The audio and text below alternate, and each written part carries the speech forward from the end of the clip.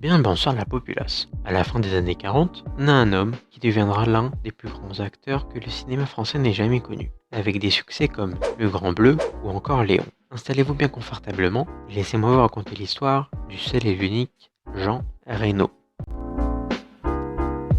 Juan Moreno y Herrera Jiménez naît le 30 juillet 1948 à Casablanca, la capitale économique du Maroc, qui est à l'époque sous protectorat français, de parents espagnols originaires d'Andalousie qui se sont installés au Maroc pour fuir le régime de Francisco Franco. Lors de son adolescence, Jean Reno suit les cours du conservatoire de Casablanca où il découvre une admiration pour les auteurs classiques et rêvant de jouer la comédie sur scène, mais il refuse de suivre une carrière de dessinateur industriel comme le lui a imposé son père. Il décide alors de rejoindre l'Hexagone et s'installe à Paris en 1965 à l'âge de 17 ans, âge auquel sa vie vole en éclats, car sa mère est emportée par un cancer. 2 ans plus tard, en 1967, alors qu'il n'a que 20 ans, il part faire son service militaire en Allemagne. Après son service militaire effectué, Jean Reno s'installe en France avec sa famille pour se payer les cours Simon. Il décide alors de monter une compagnie de théâtre avec Didier Flamand, avec qui il crée leur première pièce de théâtre, Prends bien garde aux Zeppelin. Jean Reno fera tous les petits boulots possibles pour gagner sa vie, comme chauffeur, manutentionnaire et vendeur sur un stand duty free.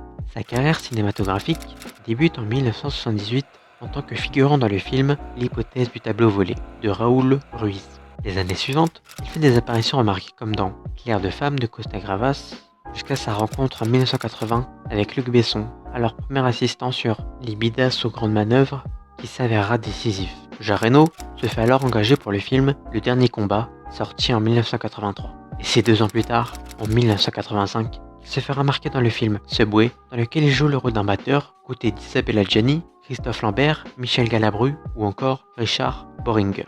Ce film raconte l'histoire d'un homme venant de dérober des documents compromettants, tentant de se réfugier dans l'univers fascinant et agité du métro parisien. Une impitoyable chasse à l'homme s'organise au cours de laquelle d'étranges liens se tissent entre le cambrioleur et sa victime. Et c'est grâce au raz-de-marée médiatique du film Grand Bleu qui sort en 1988, dans lequel il joue le rôle d'Enzo Molinari, aux côtés de Jean-Marc Barr, lui jouant le rôle de Jacques Moyol, un film racontant l'histoire de 2 enfants, Jacques Mayol et Enzo Molinari, passionnés de plongée, qui se chamaillent pour la possession d'une pièce d'or. Le lendemain, le père de Jacques se noie sous les yeux de son fils. 20 ans plus tard, Jacques et Enzo, devenus plongeurs professionnels, se retrouvent lors du championnat du monde de plongée en apnée.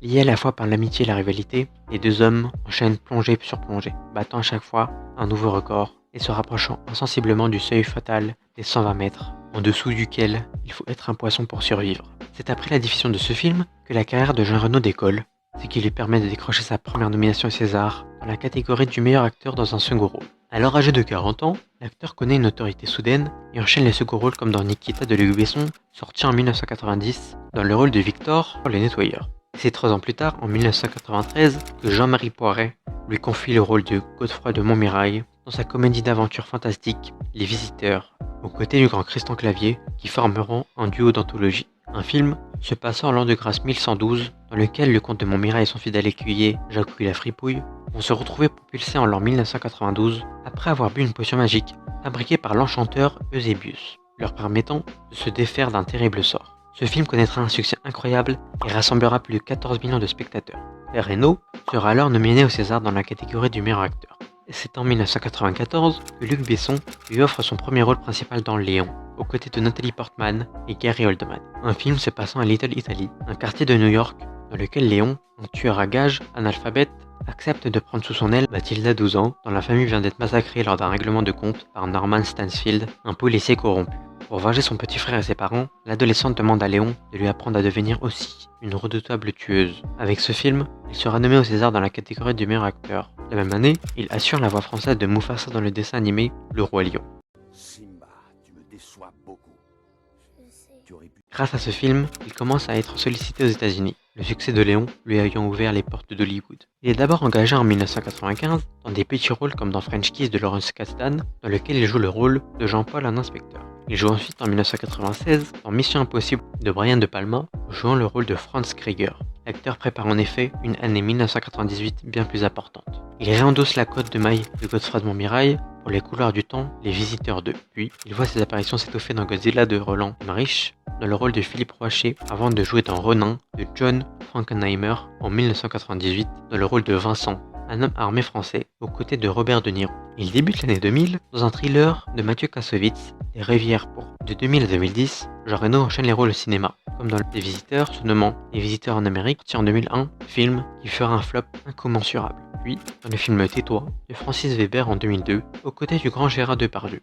Ou encore, dans Les Rivières pourpres 2, Les Anges de l'Apocalypse, où il prête de nouveau ses traits à Pierre Nimas. Durant l'année 2005, il joue dans La Panthère Rose, un film de Sean Levy, une adaptation d'un film de 1963. Puis, il joue dans l'immense blockbuster Da Vinci Code de Ron Howard, sorti en 2006, donnant notamment la réplique à sa compatriote Audrey Tautou. Il entame la décennie par 2 comédies françaises en 2010. Dans On ne choisit pas sa famille, réalisé par son ami Christian Clavier, et dans Comme un chef, aux côtés de Michael Youn, réalisé par Daniel Cohen.